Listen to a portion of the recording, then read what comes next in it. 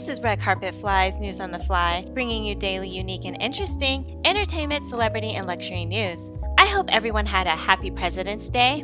I spent mine resting and shopping for plants. Little known fact, I love plants. I am straight up poison ivy in here. My room/office is turning into a botanical garden. Like, no joke. But before we get started, you guys know what to do. Like, follow, and subscribe to Red Carpet Fly, and hit that notification bell so you don't miss a single News on the Fly episode. Okay, let's get started. Black Samurai movie in development at Netflix based on the 1970s pulp novels. We are in the last full week of Black History Month, and as such, I wanted to highlight that Netflix has nabbed the rights to the late Mark Olden's Black Samurai novels to adapt into a new film or maybe future franchise. According to The Hollywood Reporter, the project will be produced by John Schoenfelder and Russell Ackerman. There isn't a lot of information on what's coming on the film side, since there is no writer yet attached to the project. There are 8 books in Olden's pulp novel series, beginning with Black Samurai.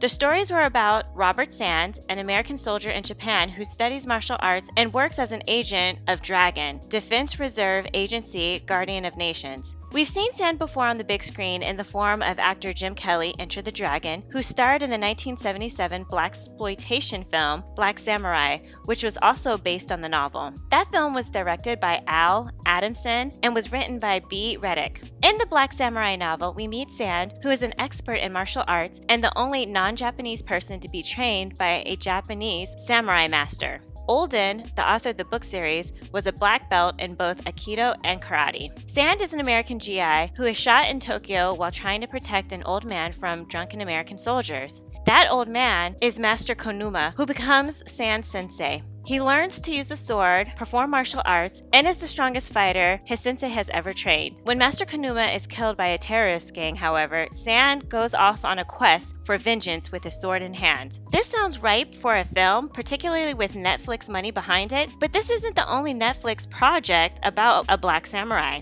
There is also a Netflix animated series about a Black Samurai called Yasuke, which is loosely based on a real person of the same name. The real Yasuke was from an unknown African country, possibly Mozambique, and arrived in Japan in 1579, where he served as a samurai under the feudal lord Oda Nobunaga. There aren't a lot of details about his life out there, leaving it open for some fictional choices. Lakeith Stanfield voices the main character. However, a little known fact, before the death of Chadwick Boseman, he was set to star in a film about Yasuke. Fingers crossed this new version of Black Samurai is as pulpy and as fun as the original.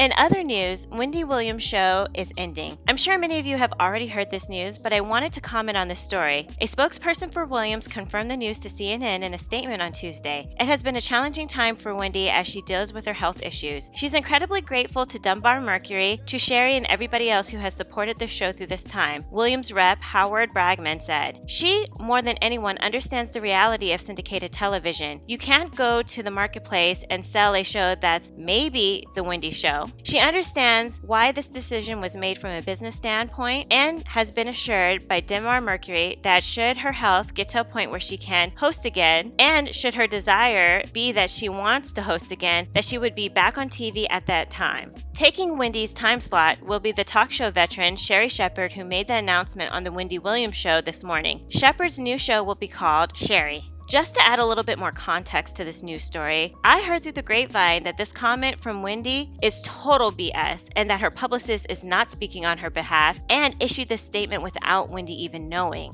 I don't know if it's true or not, and since this isn't a gossip blog, I'm not going to get too much into the details, but I thought you guys should know. This is really sad news because can't nobody do it like Wendy. I wish it didn't have to end this way, but I do hope Wendy gets the help she needs and focuses on her health. Because he hates the taste of tap water, this Canadian man spends $2,000 every month ordering luxury water from Norway. I spend $2,000 a month on high-end water bottles delivered directly to my house, and as a water snob, it's such a luxury. That's a statement by self-proclaimed water snob Ryan Dubs. Famous as @RyanDubs on TikTok, the man created more drama over water than intoxicated men in a bar brawl. His recent video on the video sharing app garnered more than 1.6 million views to hear the man share his water drinking habits. Dubs works as a creative director, and to suffice his decadent Voss water needs, also owns 4 fridges in his kitchen. It was not shared as a clear skin hack or a healthy living tip. His confession left TikTok users gobsmacked as he shared spending $2,000 just on water every month. I know what you're thinking. What the hell? Why do you care? It's just water. But I hate the taste of tap water. I cannot drink it. I only drink bottled water. It's the only way I'll get it in me, said Ryan. After raising scores of eyebrows, the man also explained, Voss is net carbon neutral, so it's definitely a more eco-friendly choice. And yeah, it's a little pricey, but I do buy it in bulk from the same type of place that would sell it to a hotel or a grocery store, so it's a bit better. So, I've been called a water snob in my lifetime, and I'm here to tell you that I don't care because different water tastes differently. I do enjoy Voss as well, and I have 2 glass bottles sitting on my desk right now, one filled with my green drink and another one filled with water. While I don't pay $2,000 for my water, I do tend to only want to drink spring water. I don't really care for distilled or purified water, and mineral water and alkaline water are okay, and I definitely don't drink tap water. But to be honest, it's not for a snobby reason. I've just lived in so many places where you can't really drink the water that buying bottled water has become my norm. Hands down, spring water is the best tasting water, and I can definitely taste the difference when I'm drinking water. I switched to Voss because of their glass bottles. It's my little effort to be a bit more sustainable and stay away from the plastics. What do you guys think? Is this guy being ridiculous? Have you ever been called a water snob before? Comment below and let me know.